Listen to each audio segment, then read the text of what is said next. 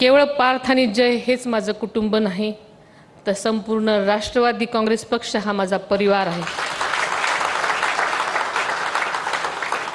दादांनी या पक्षाला ज्या आत्मीयतेनं, ज्या जिव्हाळ्यानं आणि ज्या पद्धतीनं एक कुटुंब म्हणून जपलं, त्याच पद्धतीनं काकडभर कमी न पडू देता मी या पक्षाला म्हणजेच आपल्या या कुटुंबाला सांभाळण्याचा प्रामाणिक प्रयत्न करेन। या निमित्तानं मी आपल्याला सर्वांना शब्द देते की उठणार नाही, मातणार नाही, घेतला वसा टाकणार नाही।